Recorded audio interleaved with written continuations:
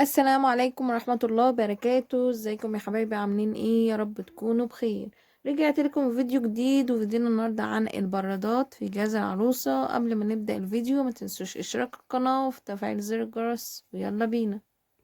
ورجعت لكم يا حبايبي، وزي ما قلت لكم فيديونا النهاردة عن البرادات. البرادات بقى بأنواعها وأشكالها في جهاز العروسة. عايزة اقول لكم ان انا مش جايبة كل انواع البرادات، بس جايبة البرادات اللي انا فعلا هستخدمها في الجهاز. اول حاجة معانا هو البراد البايركس. البراد البايركس اللي هو بيتحط على النار. تمام. ده نوعه زي ما هو باين ليكوا كده. تمام. هو سعة 1500 ملي، يعني لتر ونص. افتحوا معاكم. بسم الله الرحمن الرحيم. اهو هو باللون الاخضر برضو. هو اختيار ماما كل ما تروح تشتري حاجة تجيبها لي باللون الاخضر، مش عارفة ليه. هو بالشكل ده كده. بسم الله. هو بتحط على النار، ولازم وانت بتحطيه على النار تبقى هادية. النار ما تبقاش عالية، عشان لا قدر الله بعد الشر يعني ان هو ممكن يفرقع او كده. فانت بتوطي النار جدا عليه وبتحطيه. والافضل وانت بتستخدميه ان انت مثلا تبقى ميه مغليه وكده وتحطيه فيها، وتبقى عشان وانت قدام الضيوف وكده يبقى شكله حلو وجميل، افضل من انك تحطيه على النار مباشر. تمام. البراد ده فيه زي مصفى كده اهون. المصفى دي مصفى ستانلس. تمام يا حبايبي، مصفى ستانلس عشان بتحط فيها الاعشاب الشاي. الخرام بتاعتها ضيقه جدا، مش بتوقع، مش بتنزل الشاي.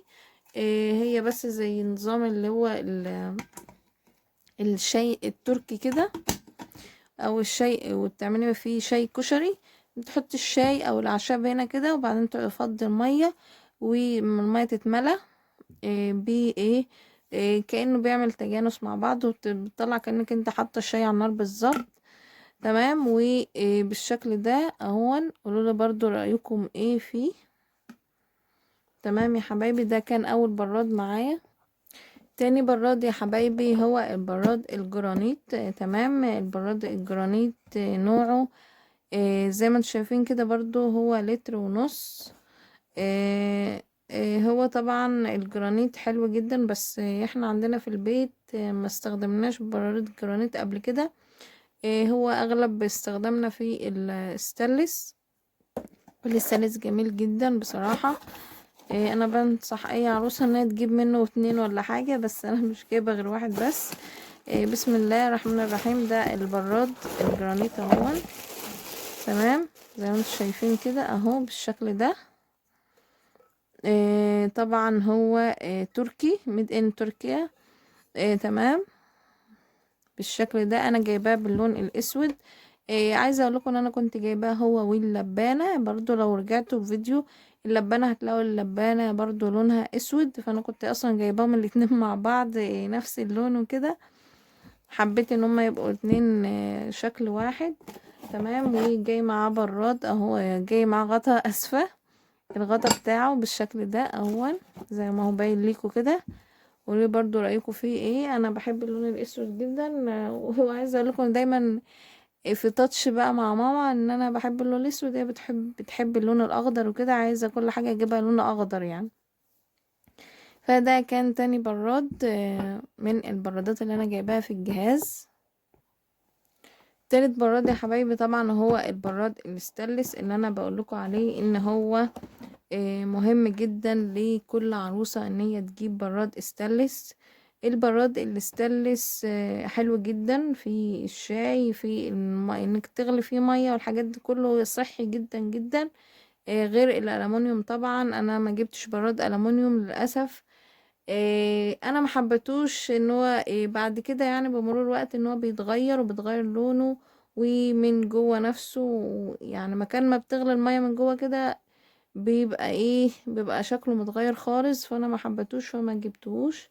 عشان احنا عندنا براد الومنيوم وشفت استخداماته، بيبقى استخدامه مش اللي هو يعني انك لو انت قررت فيه كل يوم مثلا تعملي كل يوم شاي، كل يوم تغلي فيه مية شاي، فهتحس ان لونه اتغير وشكله اتغير وبرضه طعم الشاي اتغير فيه. فانا قلت لا خلاص انا مش هجيبه، وهستكفي ان بالبراد الاستانلس. ولو اتاحت لي الفرصة ان انا اجيب براد استانلس تاني هجيب واحد ان شاء الله. قلت هجيب بقى البراد الستانلس، والكنك بقى الستانلس اللي انا جايباه برضو هستخدمه لو مثلا هعمل كوباية شاي واحدة او كوبايتين على حسب برضو استخدام، على حسب. بسم الله. هفتح بقى البراد واوريهولكم. تمام. والبراد بالشكل ده اهو. بصوا الايد بتاعته، الايد بتاعته فيها زي هنا كده زي حته بلاستيك سيليكون، سيليكون لونها بامبا. تمام. هي عجبتني بصراحه الحته دي، مديه شكل حلو للبراد اصلا يعني. تمام. انا اعذروني ان انا مش هعرف ان انا اشيل الكيس بتاع البراد عشان هو بعمل انعكاس للصوره. تمام. وده الغطا بتاعه، الايد بتاعته منه فيه كده زي ما انتم شايفين، منه فيه كده اهي، بحيث برضو ان هو ايه. وكمان ما تيجي تشيلي الغطا من على البراد برضو مش هيبقى سخن، مش هيبقى متأثر قوي يعني. تمام. هو بالشكل ده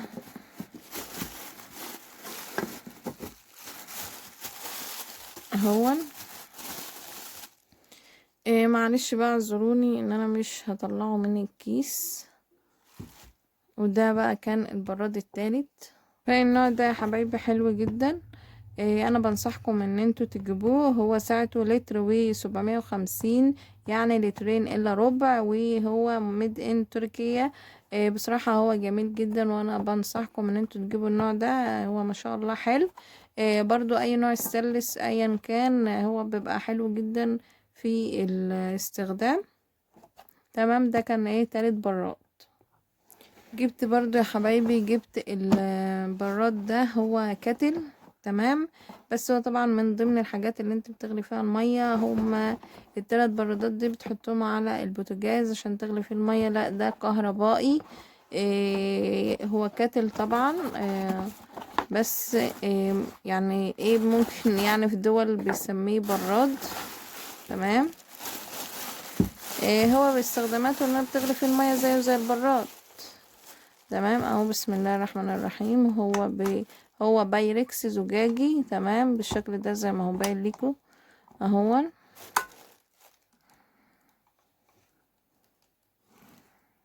اتمنى يكون باين ليكم.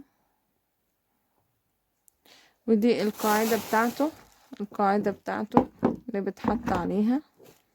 تمام يا حبايبي. هو اسمه هو اللي عايز يجيب زيه. هو اسمه هو اللي عايز يجيب زيه، اسمه هوهو. تمام يا حبايبي. اللي عايز يجيب زيه هو سعة لتر و800 يعني. بصوا، هو سعة لتر و800، 1500 واط.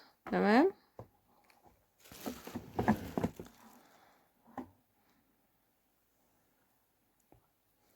بس يا حبايبي، ودي كان فيديو البرادات بتاعنا. اتمنى ان انتوا تقولوا رايكم ايه في الكومنتات، وبتمنى ان انا اكون بفيدكم وبفيد كل عروسة بتتفرج عليا. واتمنى ان انتوا تشيروا فيديوهاتي لعدد اكبر عشان الكل يستفاد. واتمنى اللي بيتفرج على الفيديو ومشتركش في القناة يشترك في القناة وفعل زر الجرس. واشوفكم على خير فيديو جديد. باي باي.